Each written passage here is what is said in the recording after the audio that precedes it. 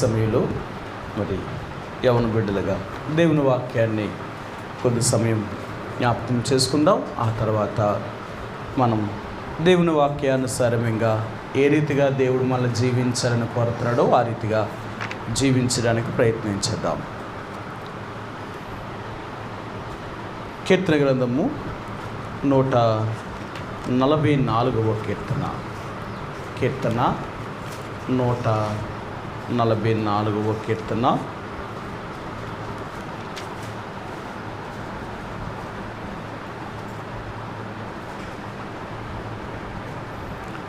12, 13 ఈ రెండు వచనాల్ని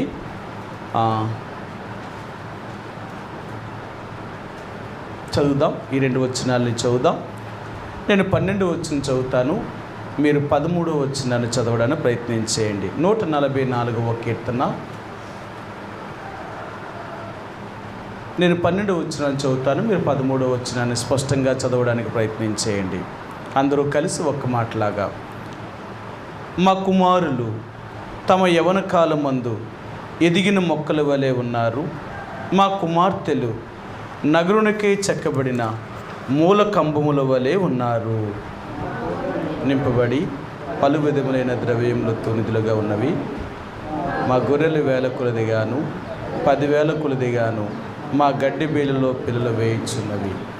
చదువుని లేఖన భాగాన్ని దేవుడు దీవించునుగాక. మరి యవన కాలములో ఏ రీతిగా మనం ఉపయోగపడాలి? ఈ లోకంలో చూడండి, మీరు ఈ వయసులోకి వచ్చారు. ఈ వయసులో మీరు వచ్చారు అంటే మీ తల్లిదండ్రులు మీ నుండి కొంత ఆశిస్తారు. ఇప్పుడు మీ అమ్మ నాన్న మీ నుంచి ఏం ఆశిస్తారంటారు?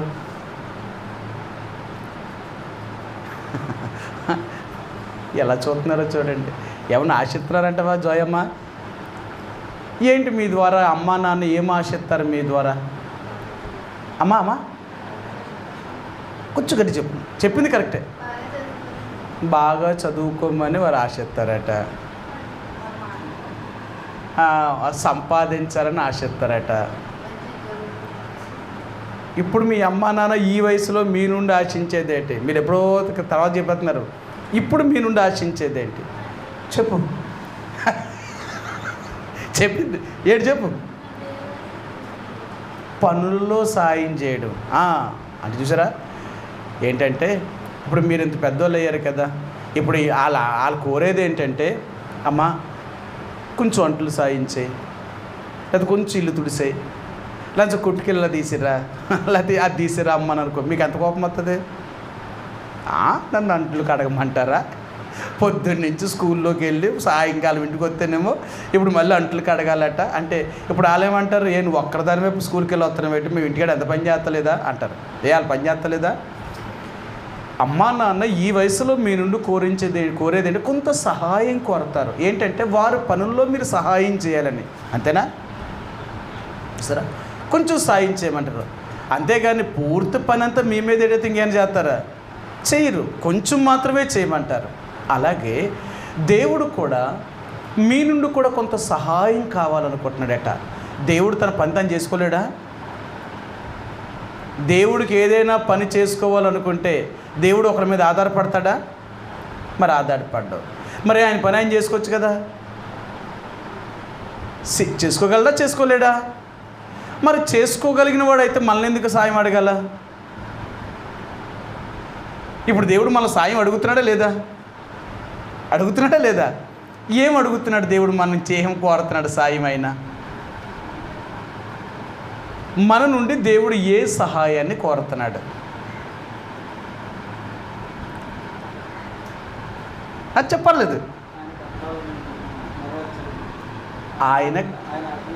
ఆయన ఆజ్ఞలను నెరవేర్చాలని. ఇంకా దేవుడు మన నుండి ఏం కోరుతున్నాడు? ఆయనకు కొంత మనం అవసరం అంట, మన సహాయం ఆయనకు ఉందట. మనం సరే, దేవుడికి డైరెక్ట్గా దేవుడిలా దిగొచ్చి పనిచేయడట. దేవుడెవరు?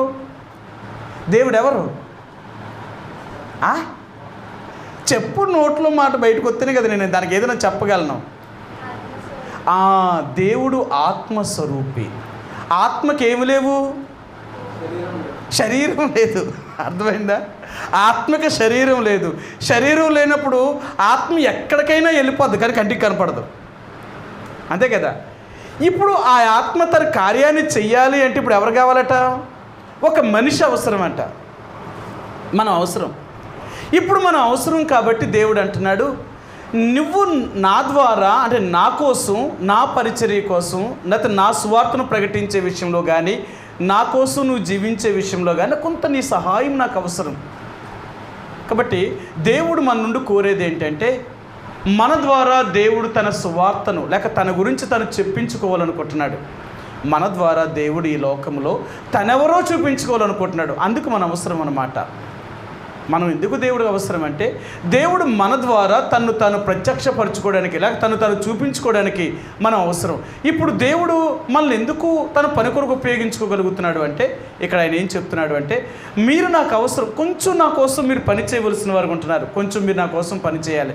ఏంటంటే, నా పరిచర్యల్లో, నా పనుల్లో మీరు కానీ కొంచెం సపోర్ట్ చేయగలిగితే మీ ద్వారా నేను ఎంతగానో పరిచర్య చేయగలుగుతాను. కాబట్టి ఈ రోజున దేవుడు మనల్ని అందరినీ అడుగుతున్నాడు. ఆయన ఏంటంటే, నా కోసం లేక నా పరిచర్యల కోసం నువ్వు నాకు కొంచెం సహాయం చేయాలా. ఏంటి సహాయం చేయాలంటే, ఒకవేళ నిన్ను దేవుని యొక్క పరిచర్య కోసం ఎక్కడికైనా వెళ్ళమన్నాడే అనుకో, మనం వెళ్ళడానికి సిద్ధంగా ఉన్నామా? లేక దేవుడు ఏదైనా ఒక పని చేయమన్నాడు అనుకో, చేయడానికి సిద్ధంగా ఉన్నామా? ఒకవేళ ఏలి నువ్వు ఈ మాట చెప్పు అని దేవుడు ఎవరికైనా చెప్పమన్నాడు అనుకో, ఆ మాట చెప్పడానికి మనం సిద్ధంగా ఉన్నామా? చూసారా? కాబట్టి దేవుని యొక్క ప్రజలుగా మనం ఎందుకు అంటే, దేవుని యొక్క పరిచర్యలో మనం ఈ రీతిగా ఉపయోగించబడ్డానికి. ఈరోజు మన తల్లిదండ్రులు మన నుండి ఏ సహాయాన్ని అయితే కోరుతున్నారో, మనం సృష్టించిన దేవుడు కూడా మన నుండి అలాంటి సహాయాన్నే కోరుతున్నాడు. అందుకని అంటాడు, మనం ఆయనకు సహకారులమై ఉండాలని. దేవుని యొక్క పరిచర్యలో, దేవుని యొక్క సంఘములో మనం దేవునికి సహకారులుగా జీవించాలా. అందుకని అంటాడు ఆయన, మీరు నా పరిచర్యలో సహకారులుగా ఉండాలని ప్రభువు కోరుతున్నాడు. సహకారులుగా ఉండాలి అంటే మనం ఆత్మీయంగా ఎదిగిన స్థాయిలోకి రావాలి. మీకు ఎందుకు ఒకసారి చెప్పాను, మీరందరూ రక్షించబడ్డారు, ఎందుకు ఆరాధన చేస్తలేదు మీరు? మరి నేను చెప్పాలా? మీరు మందిరానికి వచ్చినప్పుడు, ఆరాధన వర్తమానం వింటున్నప్పుడు ఆరాధన చెయ్యాలి అని ఎందుకు మీరు చేస్తలేదు?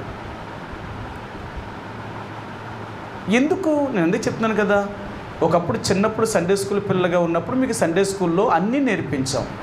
ఇప్పుడు మీరు యవనస్తులుగా అయిపోయారు. ఇప్పుడు యవనస్తులుగా యవన కాలంలో మీరు చేయవలసిన బాధ్యతలు ఇప్పుడు మీకు నేర్పించాలి. ఇప్పుడు నేర్చుకోలేదనుకో, ఇక రేపు మీకు రావు.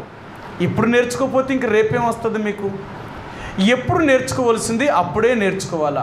అప్పుడు నేర్చుకోకపోతే తర్వాత నేర్చుకోవాలనుకుంటే అవకాశం ఉండదు. మీకు ఎన్నోసార్లు చెప్పాను, గత వారం అంతకు ముందు వారము చెప్పాను, ఏ వయసులో చేయవలసిన పనులు ఆ వయసులోనే చేయాలా.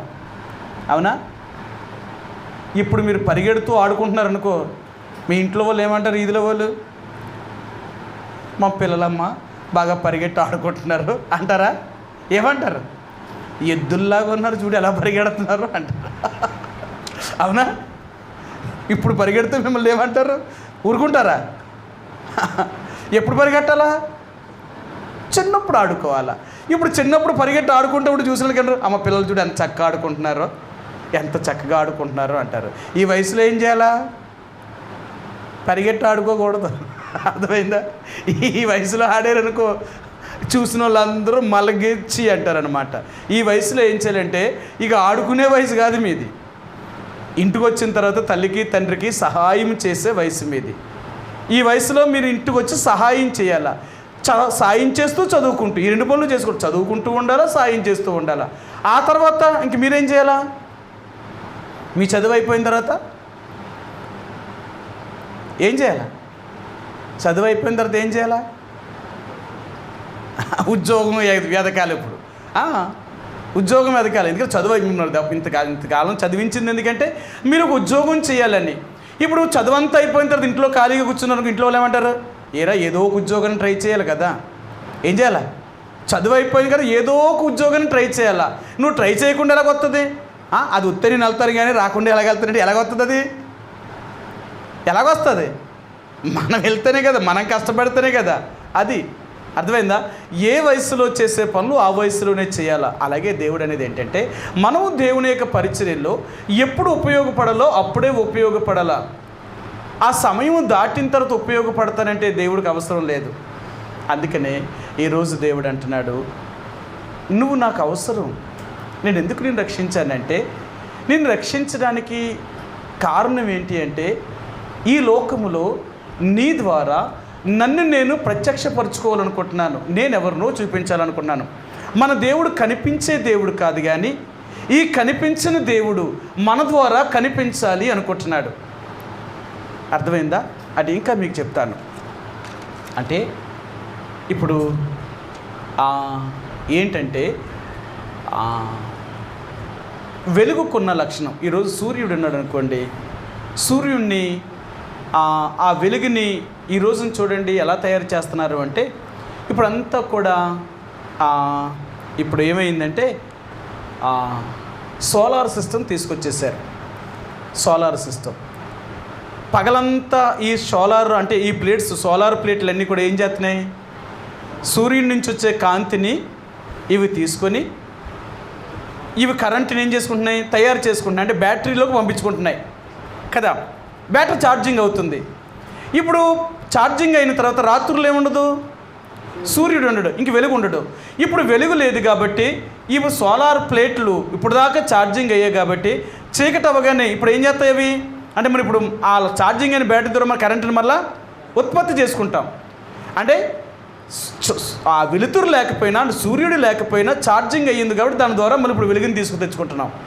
అలాగే మన జీవితంలో కూడా క్రీస్తుని చూపించాలి. ఛార్జ్ అవ్వడం, ఛార్జిని ఉపయోగించుకోవడం, ఛార్జ్ అవ్వడం, ఛార్జిని ఉపయోగించుకోవడం. దేవుడి నుంచి మనం వెలుగును పొందాలి, ఆ వెలుగును ప్రకాశింపజేయాలి. అంతే కదా బైబిల్లో గ్రంథం అంటాడు. ఏమంటాడంటే, దేవుడేమో సూర్యుడు, బైబిల్లో దేవుడేమో సూర్యుడు, అంతేనా? సంఘమేమో చంద్రుడు, సంఘమేమో చంద్రుడు. సూర్యుడేమో స్వయం ప్రకాశి, అంతేనా? సూర్యుడు తనంతట తాను ప్రకాశిస్తాడు, ఎవరి మీద ఆధారపడి వెలగడు. చంద్రుడు సూర్యుడి మీద ఆధారపడి వెలుగుతాడు. ఎలా వెలుగుతున్నాడు? చంద్రుడు ఎలాగ ప్రకాశించగలుగుతున్నాడు? సూర్యుడు స్వయం ప్రకాశ కాబట్టి ఆయన ప్రకాశిస్తాడు, ఎప్పుడూ వెలుగుతూనే ఉంటాడు.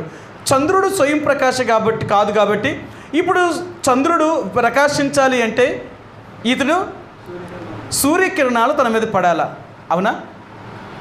దేవుడు ఎంత అద్భుతంగా సృష్టిని చేశాడో చూడండి. భూమి ఎలాగుందట? గుండ్రంగా ఉంది. సూర్యుడు ఎక్కడున్నాడు? పైన ఉన్నాడు. భూమి తిరుగుతుంది. భూమి తిరిగేటప్పుడు 12 గంటలు ఇలా తిరిగేటప్పటికి పగలుగా ఉంది. ఉదయం 5 గంటల నుంచి సాయంకాలం 6 గంటల వరకు మనకి వెలుతురు కనపడుతుంది. సాయంకాలం 6 అయ్యిందంటే చీకటి అవుతుంది. మళ్ళీ సాయంకాలం 6 నుంచి ఉదయం 6 గంటల వరకు సూర్యుడు ప్రకాశించడు. మరి అప్పుడు చంద్రుడు ప్రకాశించగలుగుతున్నాడు. చంద్రుడు ఎలా ప్రకాశించగలుగుతున్నాడు? సరే, ఈ చంద్రుడు సూర్యుడు ఇలాగున్నప్పుడు చంద్రుడు సూర్యుడు ఎప్పుడైతే భూమికి అంటే సగం తిరిగాడో సగం భూభాగం చీకటి అవుతుంది. అంతే కదా, ఇలా తిరుగుతుంది కదా.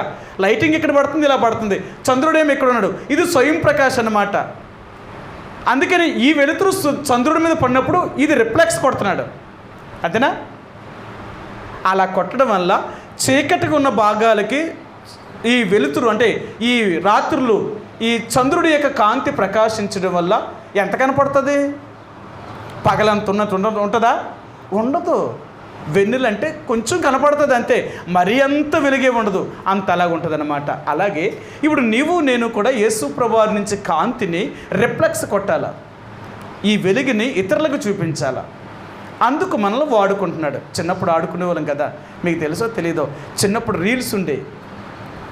ఈ రీల్స్ని చూడాలంటే ఏం చేసేవాళ్ళం అంటే, ఒక అట్టపెట్టి కట్ చేసి రీల్ అందులో పెట్టి అద్దమేమో బయటెట్టి అద్దం నుంచి కాంతి ఏమో ఇంట్లోకి వెళ్ళేలా చేసి ఆ రీల్ అక్కడ పెడితే లోన పెద్ద బొమ్మ కనిపించింది అనమాట. అప్పుడు మాకేం తెలిసేది కాదు. ఈ రీల్స్ అన్నీ చూడాలంటే ఎలా చూసేవాళ్ళం అంటే, గోడ మీదకి ఈ అద్దం పెట్టి లైటింగ్ ఇంట్లో పెట్టేవాళ్ళం. ఆ అద్దం అక్కడ రాగానే ఆ వెలుతురు లోన ఎక్కడ కొడుతుందో ఆ సరిగ్గా అక్కడికి వెళ్ళి ఆ లోనకి వెళ్ళి ఈ రీల్ని ఆ అట్టపెక్కులో పెట్టి దానికి ఇలా పెడితే బొమ్మ అక్కడ పెద్దగా కనిపించింది అనమాట.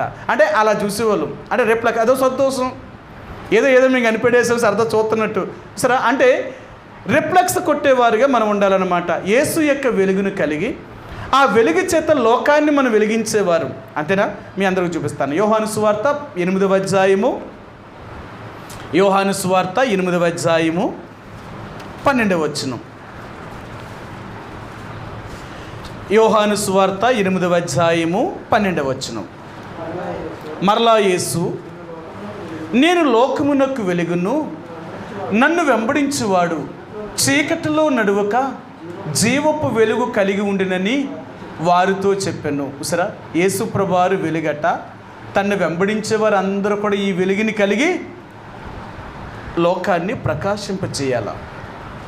అందుకని బైబిల్ గ్రంథంలో రోమిలికి రాసిన పత్రం అంటాడు, చీకటి గతించుచున్నది, వెలుగు వచ్చుచున్నది, లేక వెలుగు గతించుచున్నది, చీకటి మరి వస్తుంది. కాబట్టి ఈ చీకటి లోకంలో మనం వెలుగు సంబంధులుగా ప్రకాశించాలి అంటాడు ఆయన. సరే, చూపిస్తాను మీకు ఆ మాటను. రోమిలికి రాసిన పత్రికలో అపోస్తలుడైన పౌలు అంటాడు, మనం శరీర సంబంధమైన యుద్ధోపకరణములు ధరించవలసిన వారు ఉంటున్నాము అంటాడు ఆయన. 13వ అధ్యాయము, రోమా 13వ అధ్యాయము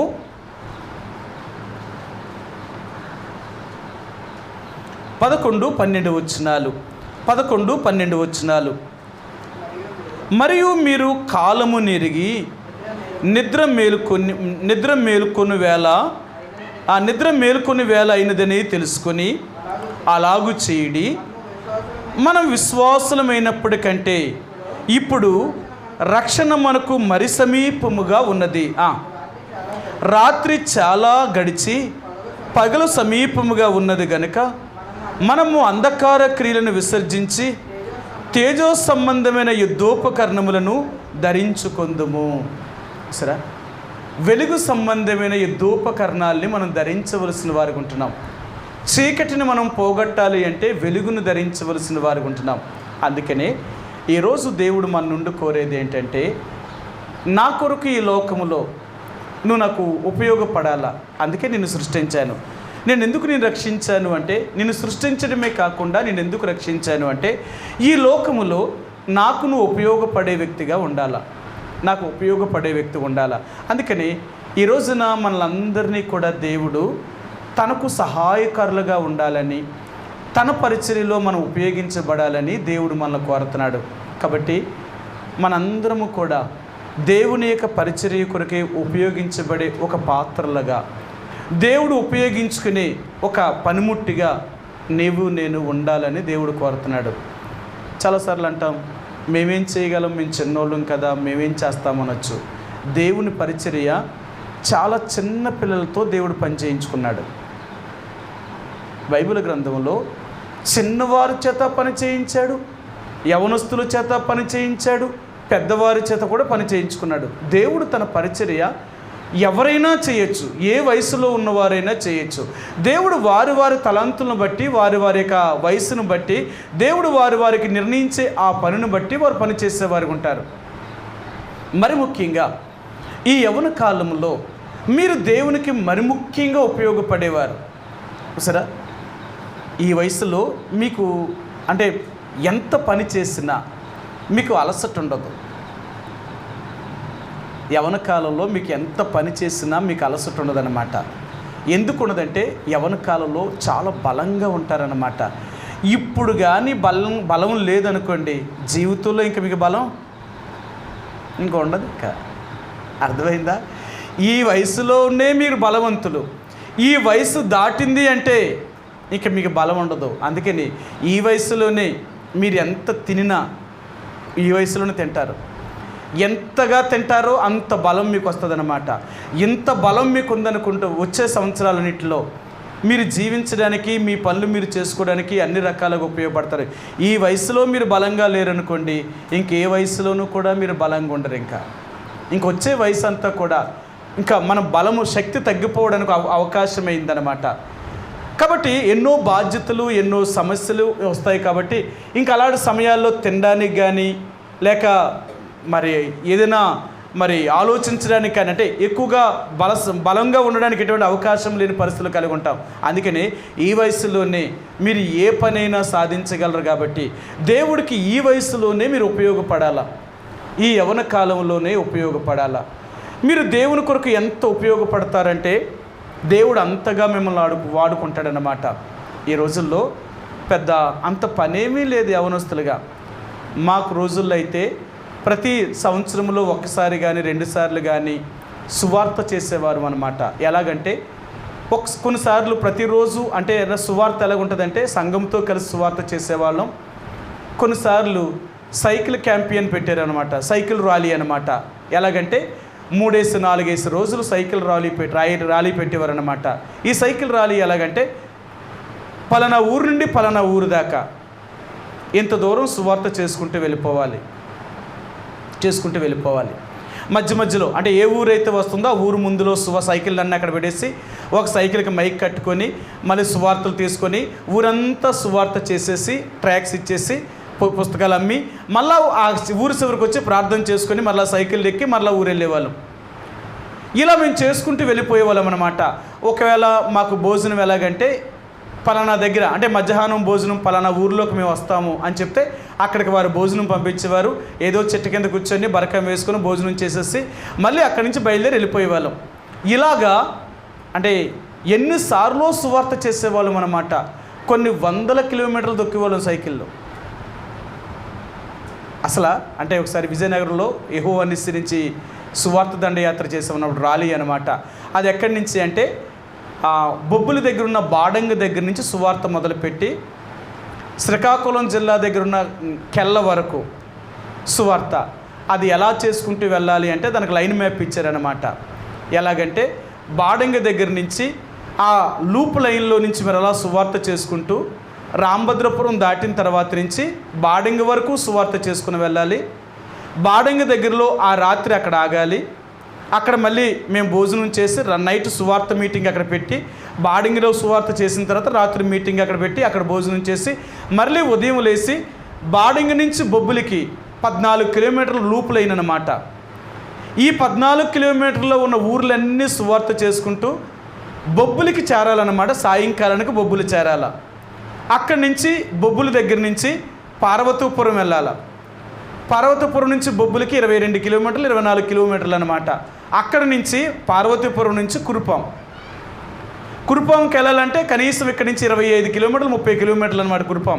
మళ్ళీ కురుపాం చేసుకుంటూ రాత్రి అక్కడ మీటింగ్ పెట్టి కురుపాం నుంచి మరలా కెల్ల వరకు ఎన్ని గ్రామాలు అయితే ఉన్నాయో అన్ని గ్రామాలు సువార్త చేసుకుంటూ మళ్ళీ కెల్ల చేరాలి. ఇలాగ 4 రోజులు 5 రోజులు ఇచ్చారనమాట. ఈ 5 రోజుల్లో మొత్తం సైకిల్ ర్యాలీ చేసుకుంటూ వెళ్ళిపోవాలి. ఏమనేవారంటే మీ ఇష్టం, ఎవరు వచ్చినా సరే, ఎవరు రాగలుగుతారో వారు రండి, రాలేని వారికి మరి ఏమని చెప్పండి, తప్పక సువార్త చేయలేని వారు. ఆ రోజుల్లో ఈ సువార్త అంతా తిరిగి మరలా విజయనగరం చేరడానికి 240 కిలోమీటర్లు అనమాట. 240 కిలోమీటర్లు ఎలా తొక్కేవాళ్ళని తెలుసు సైకిళ్ళు.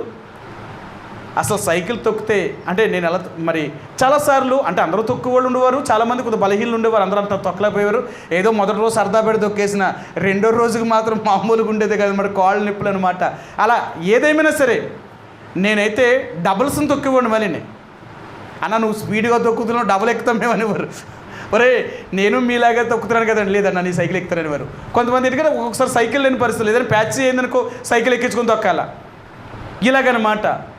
సరే అందుకనే చాలా యాక్టివ్గా ఉండేవాళ్ళం అనమాట సువార్త అంటే. ఎందుకంటే ఈ వయసులో, ఎందుకంటే నేను చాలా చిన్న వయసులో నేను సేవకు వచ్చాను. నేను చాలా చిన్న వయసులో 16 సంవత్సరాలు అయిపోయి 17వ సంవత్సరం వచ్చేటప్పటికి నేను సేవకు వచ్చేసాను. ఆ వయసులో నేను ఎలా పనిచేసేవాడిని అంటే మందిరంలో కానీ ఏ పనైనా సరే చాలా. అందుకనే నేను సేవకి వెళ్ళిన కాకినాడలు అనేవారు, బాబు ఆడి మనిషి కాదురా బాబు, రాక్షసుల్లా పని చేస్తాడు అనేవారు. పని మొదలెట్టామంటే రాత్రి ఉండేది కాదు, పగలు ఉండేది కాదు, పని అయిపోవాలంతే. అది పగలా రాత్రులా అని కాదు, పని అయిపోయిందా లేదా అంతే మా పని. భోజనమా తర్వాత చేద్దాం, భోజనం ముందు పని. ఒరే తిన్నా తర్వాత తిందేస్తే మాకు ఎలా ఉండదంటే బద్ధకం అనమాట. తిన్నామంటే పడుకోవాలి, ఇంకా సమస్య లేదు, పని చేసేవాళ్ళం కాదు. అందుకని తినకుండానే ఎంత పని అయినా చేయాలి, తినేసిన తర్వాత కూర్చోవాలి అంతే. ఉన్నవాళ్ళు అనేవారు, ఓరు బాబు నీలాగైతే మేము చచ్చిపోతాం కదా, తినేసి మేము పని మొదలెడతాం అనేవారు. మీరు తిని మొదలెడతానంటే తిని వాళ్ళందరూ వెళ్ళిపోయింది, పని చేసేవాళ్ళు పని చేస్తాం, అలా చేసేవాళ్ళం అనమాట. నిజంగా యవ్వన కాలంలో ఎంత కష్టపడతామో మన యవ్వన కాలం అయిపోయిన తర్వాత, అంటే మన వయసు అయిన తర్వాత దేవుడు అంట మనల్ని అంత సుఖపెడతాడట. నిజం. బలాన్ని ఇప్పుడు ఉపయోగించామనుకోండి, బలం తగ్గిపోయిన తర్వాత దేవుడు ఏం చేస్తాడు? మనకి పని చెప్పడం ఇంకా కూర్చోబెట్టి పెంచుతాడట.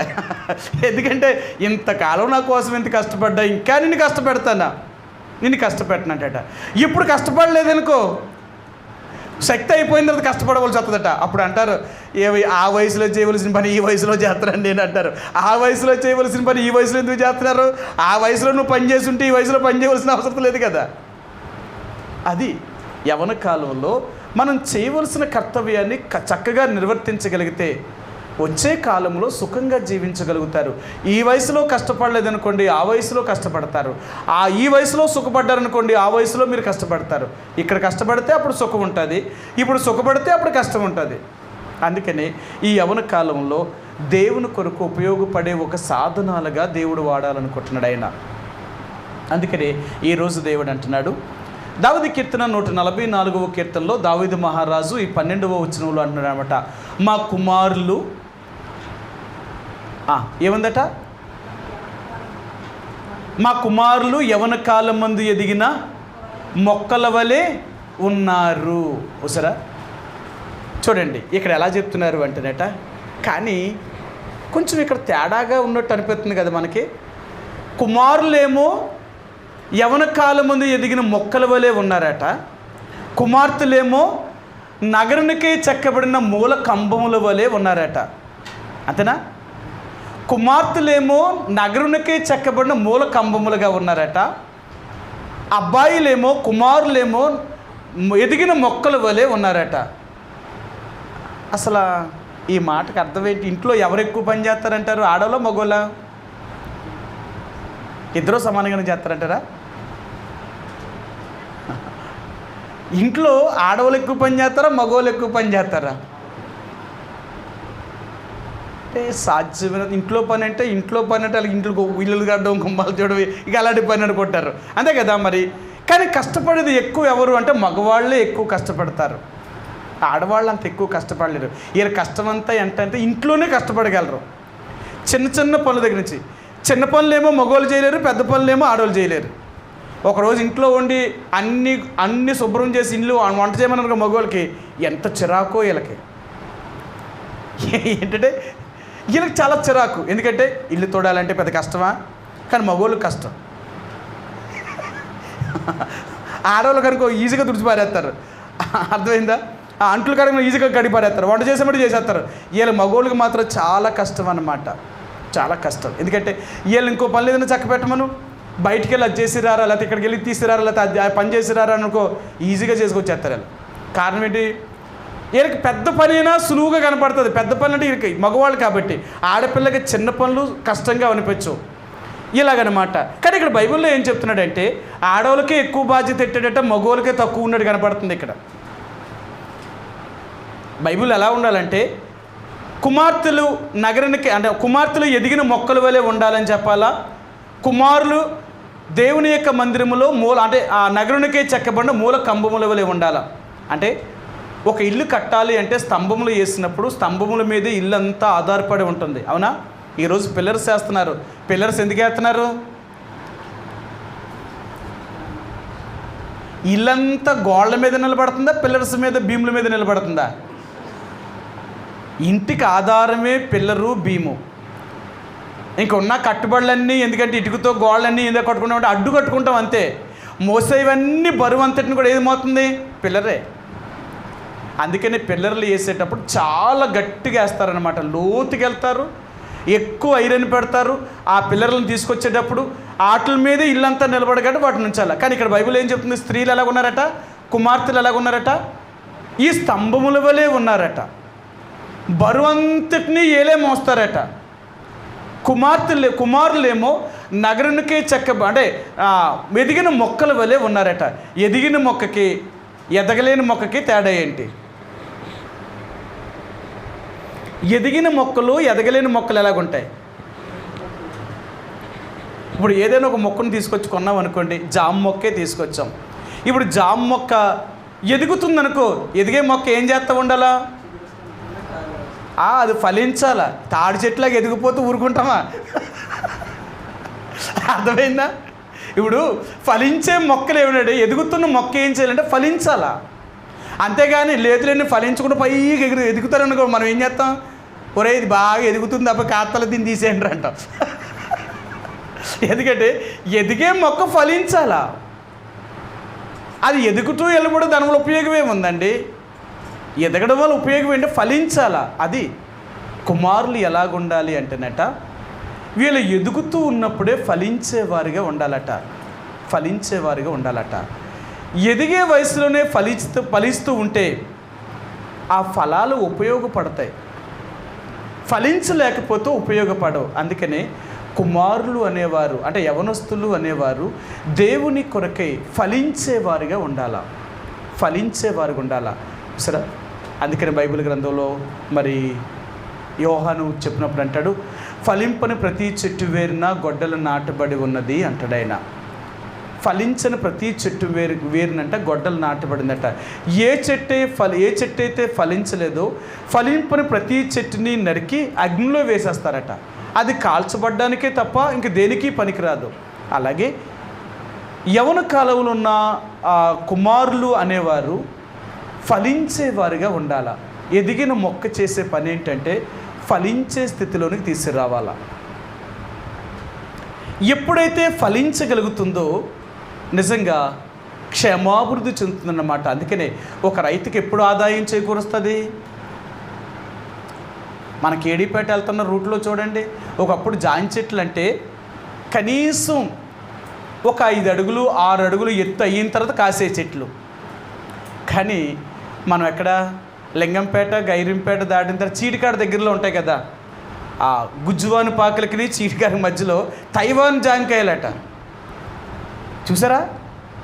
చూడలేదా? వీళ్ళకి చూపించాలైతే తైవాన్ అట.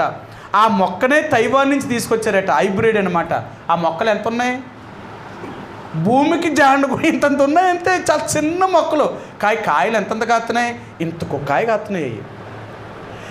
నేను చూస్తాను, చెట్టు అయితే చాలా చిన్న చెట్లు. అసలు చాలా మనం మీరు చూడండి ఒకసారి, ఎప్పుడైనా మీరు అందులో వెళ్తున్నప్పుడు చెట్లు అయితే చాలా చిన్నవి, కాపు అయితే చాలా పెద్ద కాయలు. 50 రూపాయలకు 3 జాంకాయలు 2 జాంకాయలు చెప్తున్నారు అలా.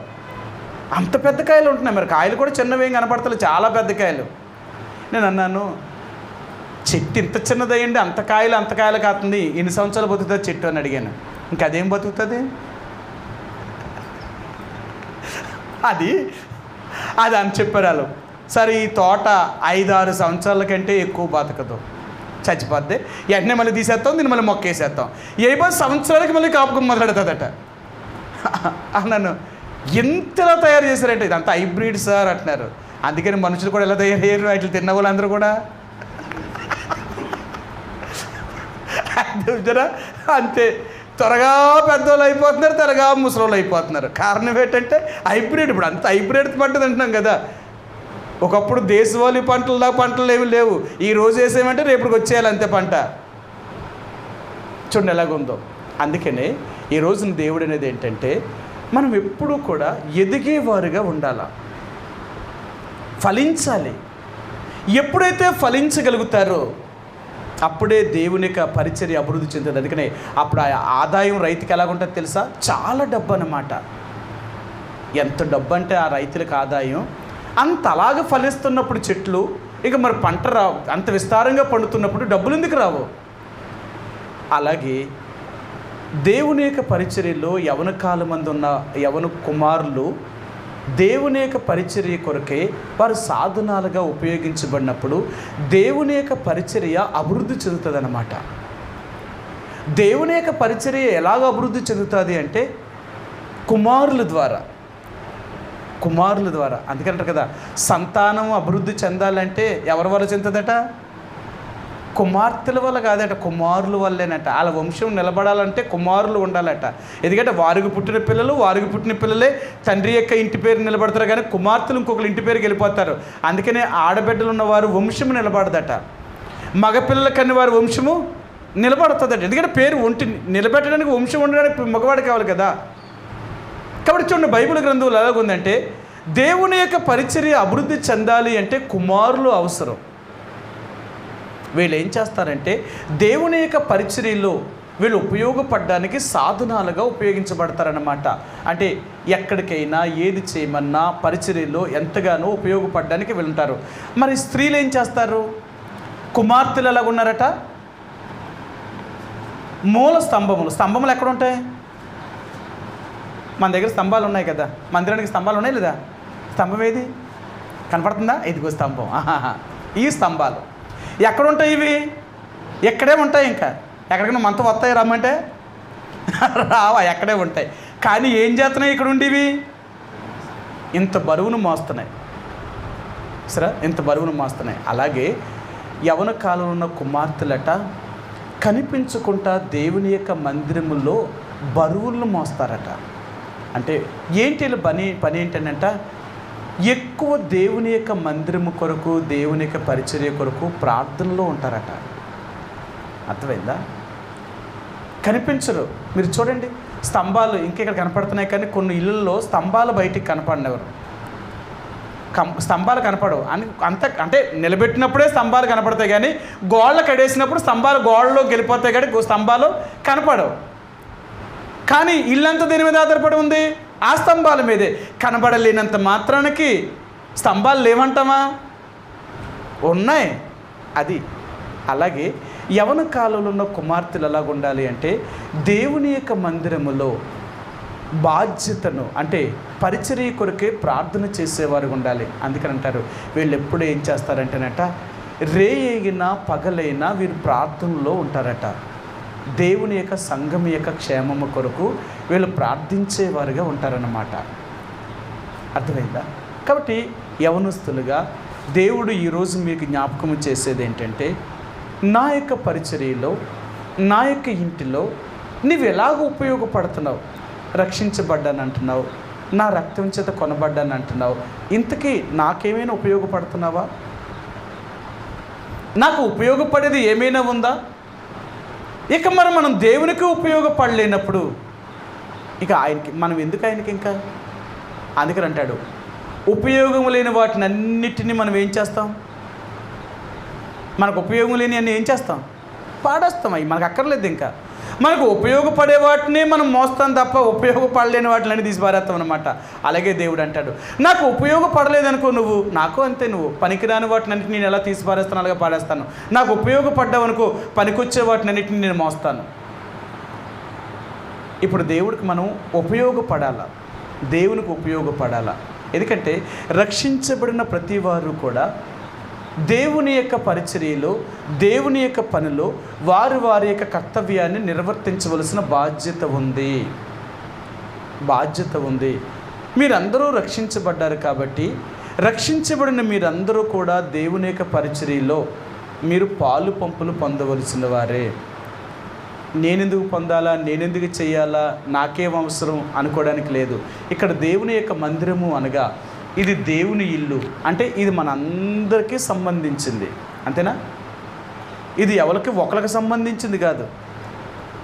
దేవుని ఇల్లు అనేది మనందరికీ సంబంధించింది. మనందరికీ సంబంధించింది కాబట్టి అందరము దీన్ని కాపాడవలసిన బాధ్యత ఉంది. ఈ సంఘాన్ని అభివృద్ధిపరచవలసిన బాధ్యత ఉంది. మనమే దేవుడి పరిచర్యలో ఉపయోగపడకపోతే ఇంకెవరు చేస్తారు? ఇది ఎవరికి అవసరము? అందుకనే ఈరోజు దేవుడు అంటున్నాడు, నువ్వు నాకు ఎదిగిన మొక్క వలె ఉండాలా, ఎదిగిన మొక్కలు కావాలా, నాకు ఉపయోగపడే మొక్కలు కావాలా. నాకు ఉపయోగపడకపోతే ఇంకెందుకు మీరు నాకేం అవసరం లేదు.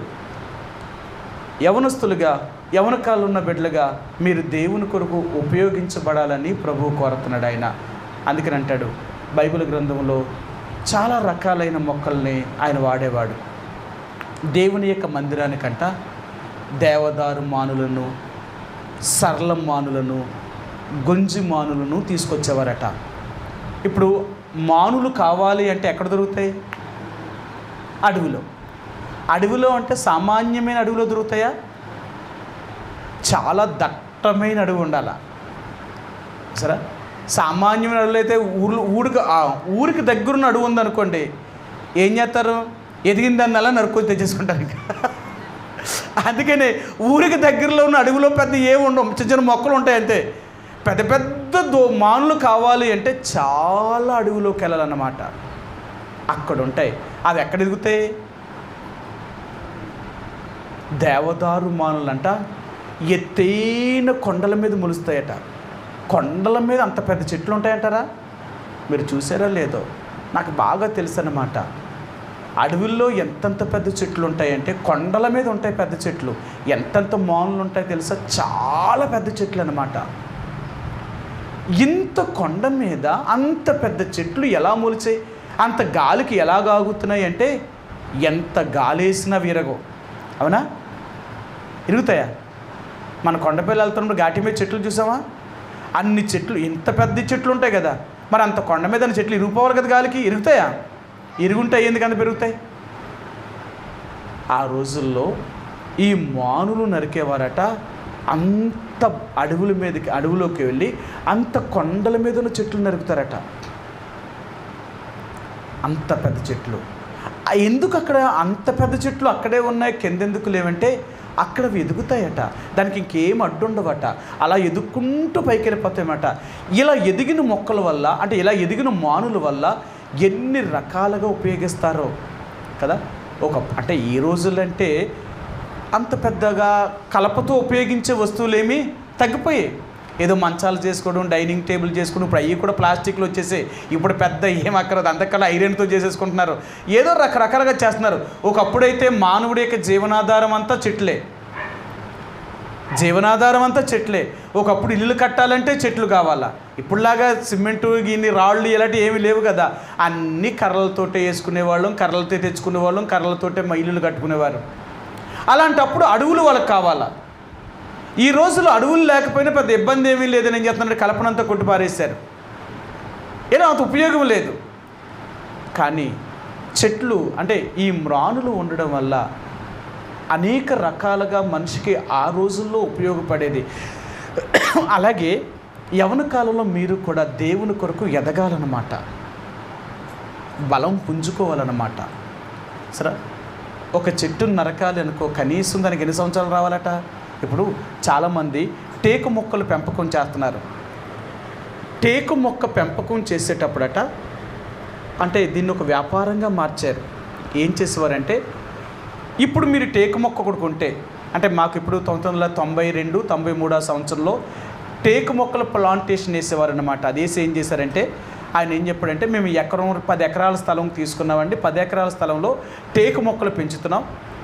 20 సంవత్సరాలకి, అంటే మీరు ఒక టేకు మొక్క ఇప్పుడు కొంటే 5,000 రూపాయల టేకు మొక్క ఇప్పుడు మీరు కొంటే 20 సంవత్సరాలకి 1,50,000 రూపాయలు మీకు ఇస్తాం. అది అప్పటికి అంత ఎదుగుతుంది. 20 సంవత్సరాలకు ఆ మాను ఎంత అవుతుందంటే, అది చాలా పెద్ద మాను అయ్యి, అంత మాను అయిన తర్వాత దాన్ని నరికితే మీకు 1,50,000 రూపాయలు మీకు ఆదాయం మేము ఇస్తాము అని చెప్తున్నారు వాళ్ళు. ఇప్పుడు అలాగ వ్యాపారం చేసేవారు ఆ రోజుల్లో. వాళ్ళు ఏం చేసేవారంటే, ఈ రోజులట 5,000 ఇస్తే 20 సంవత్సరాలకు ఎంత అయిపోతుంది? 5,000 1,50,000 అవుతుంది. ఎన్ని రెట్లు అవుతుంది చూడండి, ఎన్ని రెట్లు అవుతుందో. కాబట్టి 25 రెట్లు ఎక్కువ అవుతున్నప్పుడు 5,000 పెద్ద లెక్కే ఉంది. అలాగే అందరూ కొనేశారు. ఒక 5 సంవత్సరాలు 5 సంవత్సరాల దాకా వాళ్ళు ఏం చేశారంటే, మీ మొక్క ఎదిగింది అంటే ఫోటోలు పెట్టేవారు. మీ మొక్క ఇది ఇలాగ ఉంది, మీ మొక్క ఎలాగ ఉందన్నారు. 5 సంవత్సరాలు అయితే తోట లేదు, మనిషి లేడు, మొక్క లేదు. ఆ బాండ్ మాత్రమే మా దగ్గర ఉండేది అంతే. ఆ బాండ్లు కొనుక్కున్న వాళ్ళ దగ్గర పేపర్ మాత్రం ఉండేదని, బాండ్ మీద 10 రూపాయల స్టాంప్ మీద బాండ్ రాసి మీ టేకు మొక్కిదని మీకు ఇంత ఇచ్చారని తీసుకుని పోయాడు. ఇంకా పోయిన మనం ఏం చేస్తా అని ఎదగడానికి ఇంకొక 5,000 రూపాయలు ఖర్చు పెట్టాలి. అప్పుడు అలా చేసేవారు. అంటే ఎందుకు చెప్తానంటే, అది చెట్టు అంటే ఆ మొక్క ఎదిగి పెద్దదయ్యి దాన్ని ఉపయోగించాలంటే కనీసం 10-15 సంవత్సరాలు పడుతుంది. ఆ 15 సంవత్సరాలు అయ్యిందనుకోండి, అది బాగా ముదిరిన తర్వాత అది ఇంట్లో చేసుకునే ఏ వస్తువుకైనా ఉపయోగపడుతుంది. అంతేనా? మరి దేవుని యొక్క మందిరంలో ఎన్ని సంవత్సరాల నుంచి మీరు ఎదుగుతున్నారు? ఎన్ని సంవత్సరాలు దేవుని వాక్యాన్ని విన్నారు? మరి విన్న వాక్యాన్ని మీరు ఎంతవరకు సేవ చేశారు? అంటే మీరు ఎంతవరకు బలంగా తయారయ్యారు? సేవ అంటే ఏంటి?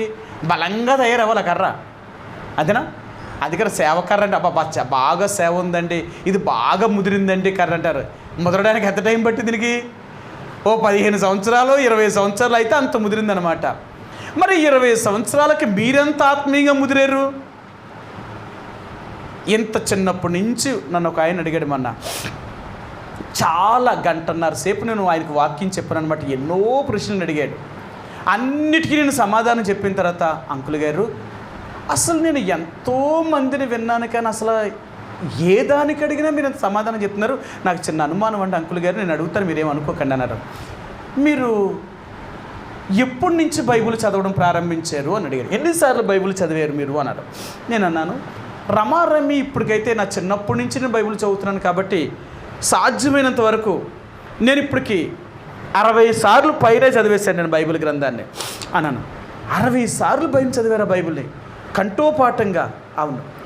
నేను అంటాను, అసలు బైబిల్ని ఎలా చదవాలి, ఎలాగ పూర్తి చేయొచ్చు మీరు చెప్పండి అన్నాడు. నేను అన్నాను, 6 వారాల్లో బైబిల్ అవగొట్టేశాం. అడ్లిపోయాడు. 6 వారాల్లో బైబిల్ చదివేశారా? అసలు ఇది సాధ్యమా? ఇంకా నేను తక్కువ. 6 వారాలకే నేను బైబిల్ చదివాను. నాకంటే 4 వారాలకే బైబిల్ చదివేసిన వాళ్ళు ఉన్నారు. ఇంకా వాళ్ళ దగ్గర నేను ఎంత సిగ్గుపడాలన్నా. ఏంటి నెలలోనే ఒక బైబిల్ చదివేశారా? అంతే, చదివేశారు అంతే. ఎలాగ వాళ్ళ పని ఏంటి తెలుసా? తినడం, బైబిల్ చదవడం. ఇంకా అలా బైబిల్ చదివేయడం అంతే.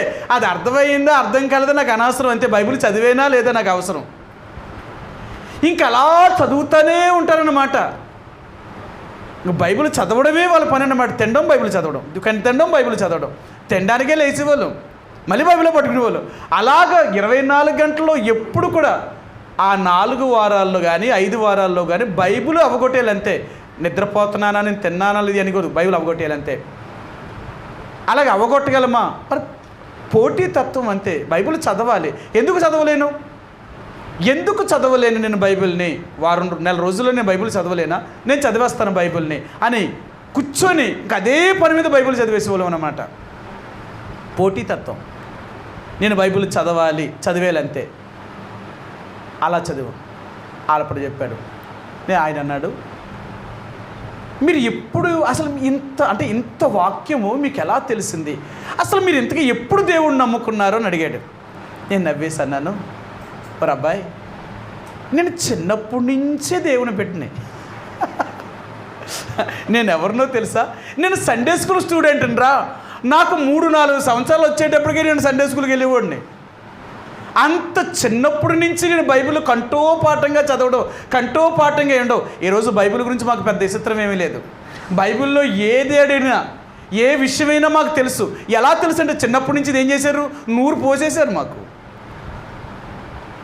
అప్పుడు అన్నాడు, అందుక మీరు ఎంతలా చెప్తున్నారు వాక్యాన్ని అన్నారు. మరి వాక్యం ఎలా చెప్తావు? అన్ని సంవత్సరాలు నీ జీవితంలో ఎక్స్పీరియన్స్ ఉంటే ఇక వాక్యాన్ని ఎందుకు చెప్పలేవండి? ఎంత నువ్వు దేవుళ్ళో బలపడ్డావు, ఎంత స్థిరపడ్డావు. అది ఇప్పుడు మీరు ఏం చేస్తున్నారు? దేవుని వాక్యాన్ని వింటున్నారు కానీ ఆ వాక్యాన్ని శక్తిని పొందలేకపోతున్నారు. అందుకనే అది మీలో ఆ జీవాన్ని తీసుకురాబోతుంది. ఇప్పుడు యేసుప్రభువుని నమ్ముకొని మీరు చిన్నప్పటి నుంచి VBS అంటే సండే స్కూల్ స్టూడెంట్లు, చిన్నప్పటి నుంచి మందిరంలోనే మిమ్మల్ని పెంచాం, అవునా? మీరందరూ మాకు ఎవరంటే చిన్నప్పటి నుంచి మిమ్మల్ని దైవభక్తిలో పెంచిన వాళ్ళు మిమ్మల్ని. ఇప్పుడు ఐజన్నయ్య ఉన్నాడు. ఐజన్నయ్యకి దేవుడు ఎప్పటి నుంచి తెలుసు అంటే పుట్టిన దగ్గర నుంచి తెలుసాడికి, అంతే. ఎన్ని సంవత్సరాలు ఇప్పుడు అంటే 23 సంవత్సరాల దేవుళ్ళో ఉన్నాడు. 23 సంవత్సరాలకి ఇప్పుడు ఎంత బలంగా ఉండాలంట దేవుళ్ళో? కళ్ళు మూసుకొని బైబిల్ చెప్పాలన్నమాట. బైబిల్లో ఏది అడిగినా ఎలా చెప్పాలంటే ఇదిగో పలానా మాట ఎక్కడ ఉంటుంది, ఆ పలానా మాట ఇక్కడ, ఇది పలానా, ఇది పలానా. మా జాయ్ గ్రేస్ కూడా చిన్నప్పటి నుంచి ఉన్నవాళ్ళే, అర్థమైందా? మా జాయ్సీ మందిరానికి వచ్చేటప్పటికి 2 సంవత్సరాలు 3 సంవత్సరాల పాప జాయ్సీ, అవునా? 3 సంవత్సరాలు నీ వయసు ఉన్నప్పుడు మందిరానికి వచ్చావు నువ్వు. అప్పుడు మీ చెల్లె పుట్టలేదు తెలుసా? మీ చెల్లి మన దగ్గరికి వచ్చిన తర్వాత పుట్టింది. అప్పటి నుంచి మీరు ఇప్పుడు మీకు ఎన్ని సంవత్సరాలు? 12 సంవత్సరాలు వచ్చాయి. నీకు 14 వెళ్ళి 15 వచ్చింది. ఇప్పుడు ఎంత క్లాస్ కదా? చూడండి ఎంత మీరు దేవుళ్ళో బలపడాలా. మా సరీష్మా పాపం చిన్నప్పటి నుంచి కానీ వాళ్ళ అమ్మ పెంపకంలో పెరిగింది. వాళ్ళ అమ్మ తీసుకొస్తే రావాలా, లేకపోతే లేదు. ఎక్కడో కంటారులు ఉండేవారు కదా. అర్థమైందా? అలాగా అంటే ఇన్ని సంవత్సరాలు మీరు దేవుడు మందిరంలో అన్నీ చూసి ఎంతో వాక్యాన్ని విన్నవారు ఇప్పుడు దేవుడికి ఎంత ఉపయోగపడుతున్నారు. ఎప్పుడైనా వాక్యం చెప్పమన్నాం అనుకో, మాకేమొచ్చు అంటారు. ఏమొచ్చట? మాకేమొచ్చు అంతే. ఇక ఏమి రాదా? ఇన్ని సంవత్సరాలు వాక్యాన్ని విన్నవాళ్ళు ఎంత బలంగా దేవుళ్ళో వాడబడాలా, ఎంత దేవుడికి ఉపయోగపడాలా. అర్థమైందా? అదే దేవుడు అంటున్నాడు, కుమారులు కుమార్తెలు అంటే ఎలాగుండాలంటే ఒక బలమైన దేవుని యొక్క మందిరంలో ఒక స్తంభముల వలె ఉండాలా, ఎదిగిన మొక్కల వలె ఉండాలన్నమాట. దేనికైనా ఉపయోగపడేవారుగా, దేన్నైనా చేసేవారుగా అలాగ ఉండాలి. అందుకే దేవుడు మనల్ని రక్షించాడు. యేసుప్రభువారు మిమ్మల్ని ఎందుకు రక్షించాడు అంటే తనకు ఉపయోగపడాలని. మరి ఆయనకు ఉపయోగం లేకుండా చిన్నప్పటి నుంచి మిమ్మల్ని ఎందుకు దేవుడి మందిరంలో పెంచాలా? మీ వల్ల మాకు ఉపయోగం ఏంటి? దేవుడికి ఏంటి దానికి ఉపయోగం? కాబట్టి ఇప్పుడు మీరు ఏం చేయాలి అంటే దేవుని యొక్క మందిరములో బాధ్యతను తీసుకునేవారు, దేవుని కొరకు శ్రమపడేవారు, దేవుణ్ణి చూపించేవారు. అందుకే మీరు ఎక్కడికి వెళ్ళినా ఈ వయసులో మీరు దేవుని సువార్తను ప్రకటించేవారు ఉండాలి. మీరు ఎవరికైనా యేసుప్రభువారి గురించి చెప్తున్నారనుకో, అలా ఆశ్చర్యపోవాలన్నమాట.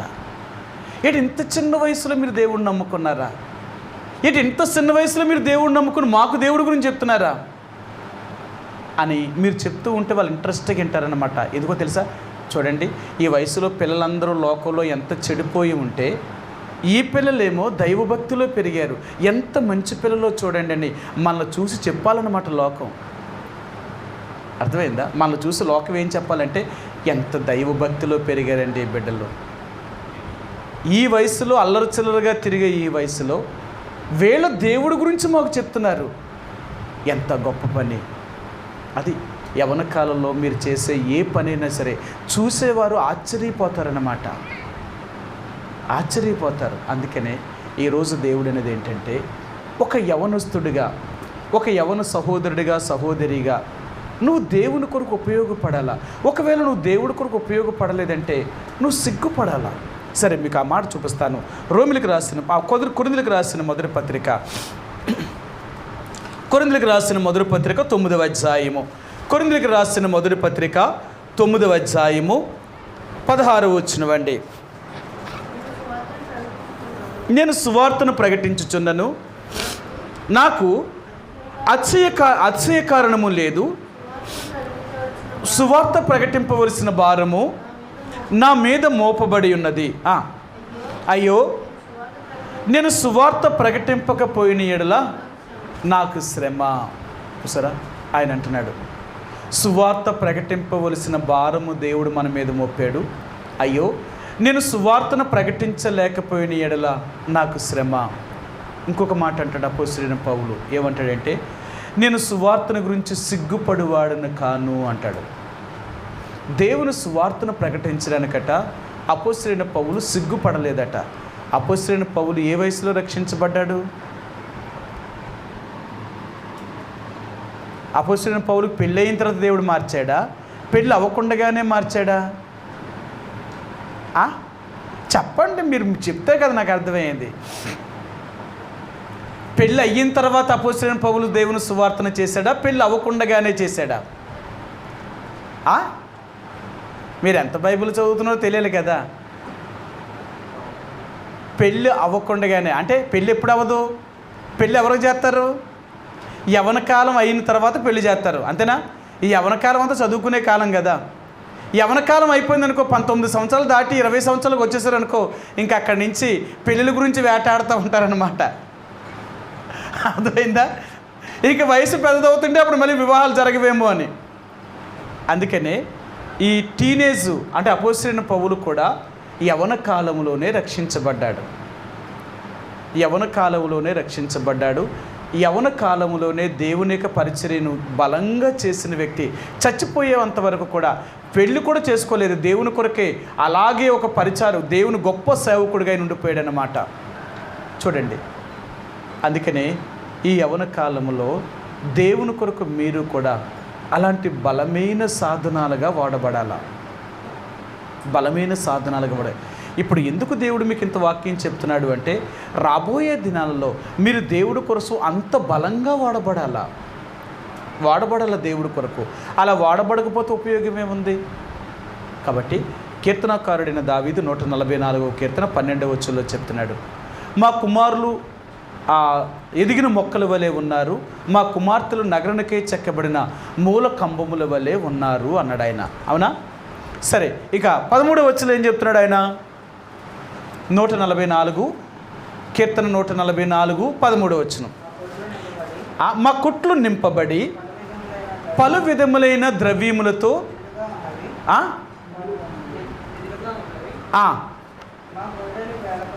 మా గొర్రెలు 1000 కొలదిగాను 10,000 కొలదిగాను మా గడ్డి బీళ్లలో పిల్లలను వేయుచున్నవి. చూసారా, ఆయన అంటున్నాడు, మా కొట్లు నింపబడి పలు విధమైన ద్రవ్యములకు నిధులుగా ఉన్నవి. నిధులు ఇక్కడ ఏమన్నాడంటే 2 విషయాలు వాడాడు ఇక్కడ మెల్ల. ఒకటి, నిధులను అంటే ద్రవ్యములను దాచిపెట్ట, ధాన్యం దాయాలంటే ఇప్పుడు ఏం కావాలా? కొట్లు కావాలా, గుడమ్స్ కావాలా ధాన్యాన్ని నిల్వ చేయాలంటే. రెండవది ఇక్కడ ఏం చెప్తున్నాడంటే, మా గొర్రెలు 1000 కొలదిగాను 10,000 కొలదిగాను గడ్డి బీడలో పిల్లను వేయుచున్నాయి, వెంటనే వేయంత్రయి అన్నమాట. సరే, సంఘము ఎలాగ అభివృద్ధి చెందుతుంది అంటే, ఈ 2 పనులు చేయాలా. సరే, ఈ 2 పనులు చేయాలా. దేవుని యొక్క పరిచర్య అభివృద్ధి చెందడం అంటే ఇదన్నమాట. దేవుని యొక్క మందిరములో మనందరము, దేవుని మందిరం ఒక గుడము లాంటిది. ఆ గుడములో మనం అందరం కూడా పలు విధములుగా నింపబడుతున్నాం, దాచబడుతున్నాం. యెషయా గ్రంథంలో అంటాడు, కొన్ని ఆయుధాలనంట దాచిపెట్టుకుంటారట.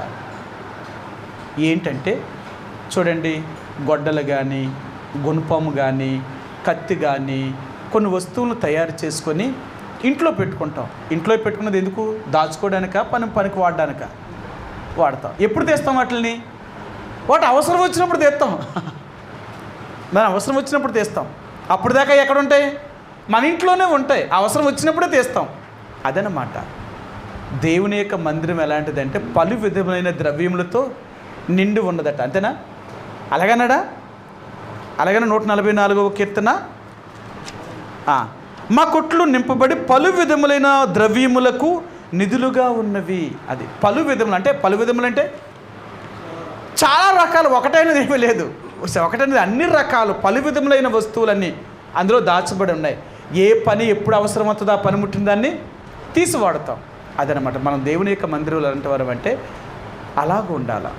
రెండవదిగా ఆయన ఏం చెప్తున్నాడంటే, ఈ గొర్రెలు అంటే ఎవరు అంట? గొర్రెలంటే గొర్రెల గురించి చెప్పలేదంటే దేవుడు. గొర్రెలంటే మీరే నా గొర్రెలు అంటున్నాడు ఆయన. మనమేనంట దేవుని గొర్రెలను. చూపిస్తాను మీకు. యెహెజ్కేలు గ్రంథము 34వ అధ్యాయము.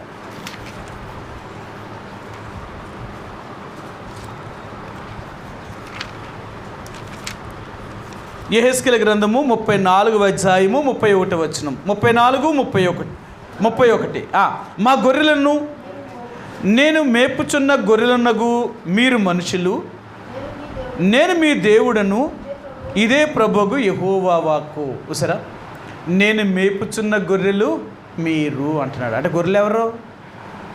యేసు ప్రభువుని నమ్ముకున్న వాళ్ళందరూ కూడా గొర్రెలు. మన యేసు ప్రభువు ఎవరు అంటే గొర్రెలకు గొప్ప కాపరి. ఆయన మన కాపరి. ఇప్పుడు ఈ గొర్రెలు ఏం చేస్తున్నాయంటేనంట, విస్తారమైన గొర్రెలు పిల్లలు పెడుతున్నాయంట. పెడుతున్నాయా లేదా? మా గొర్రెలు 1000 కొలదిగాను 10,000 కొలదిగాను గడ్డి బీళ్లలో పిల్లలను వేయుచున్నవి. పిల్లలను తగ్గంటున్నాయంట. ఈ గొర్రెలు ఇలా కనేటప్పటికి మంద ఏమవుతుంది? పెరిగిపోతుంది. చూసారా, మంద పెరుగుతుంది. ఎలాగ మంద పెరుగుతుంది అంటే గొర్రెలు కనడం వల్లే గొర్రెలు పెరుగుతున్నాయి. దేవుని యొక్క మందిరములో దేవుని బిడ్డలనేవారు అలాగూ ఉండాలట. దాచబడిన పనిముట్లుగా, అవసరానికి ఉపయోగపడే పనిముట్లుగా ఉండాలా. రెండవదిగా దేవుని కొరకు మరి పిల్లలను కనేవారుగా, అంటే దేవుని యొక్క పరిచర్యను చేసేవారుగా, అనేకులను దేవుడి తట్టు త్రిప్పేవారుగా, అనేక మందిని దేవుడి దగ్గర తీసుకొచ్చేవారుగా మనం తయారవ్వాలా. అది మన పని ఏంటో తెలుసా? నశించిపోతున్న ఈ లోకములో అనేకుల్ని యేసు ప్రభు తట్టు తిప్పాలండి. ఇది మన కర్తవ్యం. రక్షించబడిన ప్రతి బిడ్డ కూడా అనేకులను దేవుని తట్టు తిప్పాలన్నమాట. దేవుని తట్టు తిప్పాలా. అందుకని బైబిల్ గ్రంథంలో ఒక మాట అంటాడు, నశించిపోతున్న వారికి, నరకానికే జోగుచున్న వారిని నువ్వు రక్షింపవా అని అడుగుతాడు. సరే, మీకు ఆ మాట చూపించి ముగిస్తానికి నేను సామెతల గ్రంథము 24వ అధ్యాయము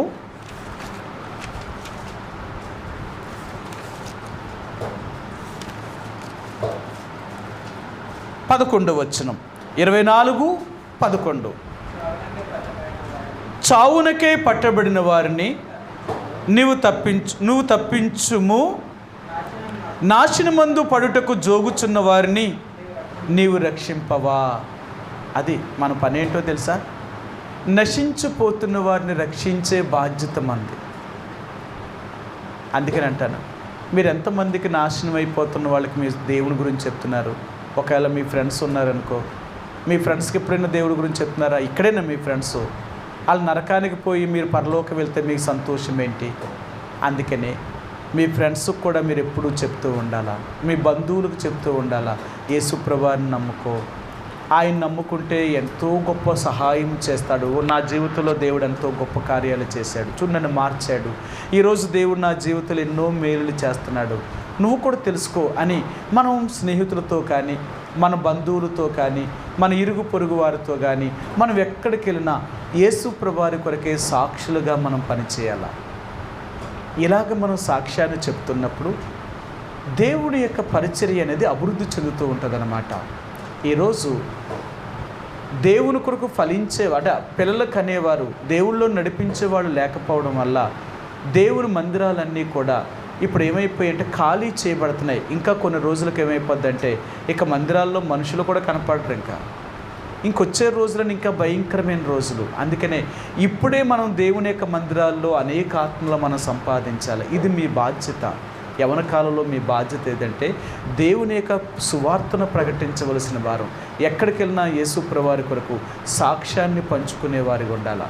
ఎప్పుడైతే అలా ఉండగలుగుతావో దేవుడు మిమ్మల్ని ఇంకా బలమైన సాధనాలుగా దేవుడు సిద్ధపరచగలుగుతాడు. అంటే చూడండి ఎలాగ పెడతారు, మనం వాడే వస్తువులన్నిటినీ కూడా 4 నెలలకు ఒకసారి కానీ 6 నెలలకు ఒకసారి కానీ సంవత్సరానికి 2 సార్లైనా పదును పెట్టిస్తూ ఉంటాం, అవునా? ఎక్కువ వాడుతున్న వస్తువులు ఏమైపోతాయంటే అరిగిపోతూ ఉంటాయి. కాబట్టి మళ్ళీ వాటిని ఏం చేస్తూ ఉంటాం? పదును పెట్టిస్తూ ఉంటాం. అలాగే దేవుడు అంటాడు, నువ్వు నా కోసం ఎంత కష్టపడుతూ ఉంటావో అంతగా నీకు మరలా నేను పదును పెడుతూ ఉంటాను, నిన్ను అంత ఉపయోగించుకోవడానికి ఉపయోగపడేలాగా నేను చేస్తూ ఉంటాను. కాబట్టి దేవుని కొరకు ఉపయోగపడే సాధనాలుగా మనం ఉండాలన్నమాట.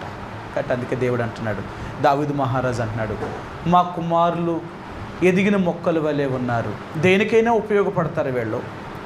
రెండవదిగా మా కుమార్తెలు నగరానికే చెక్కబడిన మూలకంబంలో, ఎంత బరువునైనా వీళ్ళు భరించేస్తారు, కనబడరు కానీ బరువంతా వీరు మోయగలుగుతారు.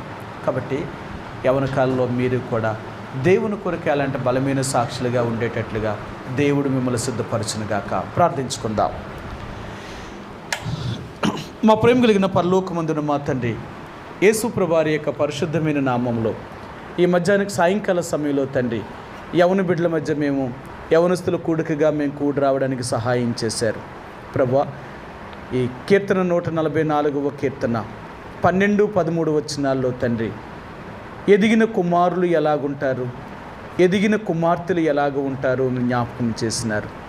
ప్రభా, మా కొట్లు పలు విధమైన ద్రవ్యములకు నిధులుగా ఉన్నాయి అంటున్నారు.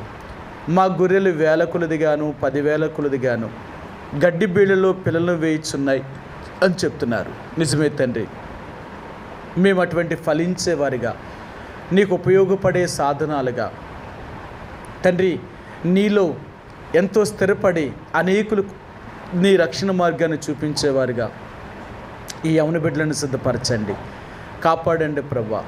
ఇప్పటికే వారికి ఎదురవుతున్న ప్రతి శోధనలో నుండి, ప్రతి కష్టకాలమైన పరిస్థితుల నుంచి వారిని మీరే విడిపించి వారిని ఈ లోకంలో నీ కొరకే బలమైన సాక్షులుగా ఉండడం కొరకే వారిని సిద్ధపరచండి తండ్రి.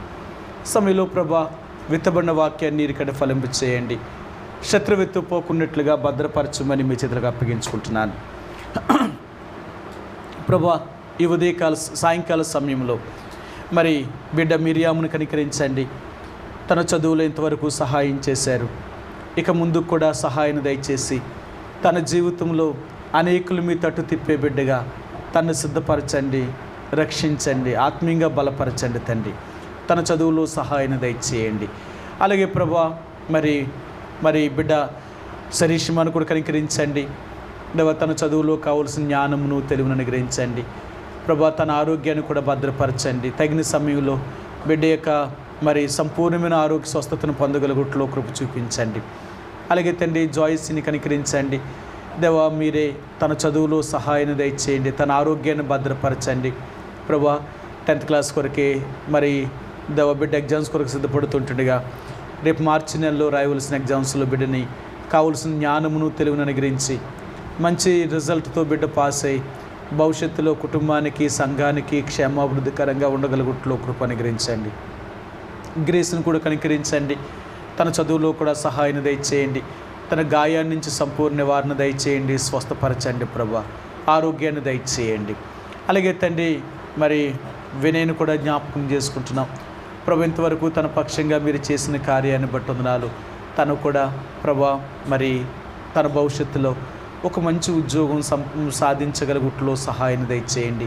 అలాగే ఇంకా తను కూడా ఎగ్జామ్స్ రాయవలసి ఉంటున్నాయి, అవి కూడా పూర్తి చేయడానికి కావలసిన జ్ఞానమును తెలివిని అనుగ్రహించండి.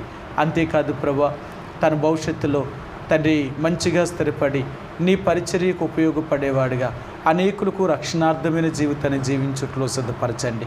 తనకు కావలసిన ప్రతి అవసరతను తీర్చండి. అలాగే మోషేను కూడా కనికరించండి ప్రభా. తన యొక్క 3వ కౌన్సిలింగ్లో సీటు దగ్గరికి రాగలగడానికి సహాయాన్ని దయచేయండి ప్రభా. తన చదువు కొరకే మీ సంపూర్ణమైన కృపను చూపించి దేవా తన పక్షంగా కూడా మీ కార్యాన్ని జరిగించండి. ఎందుకంటే దేవా నమ్మితే నమ్మువానికి సమస్తము సాధ్యం చేయగలిగిన దేవుడు. ఆ రీతిగా మోషేకు కూడా సాయం చేయండి.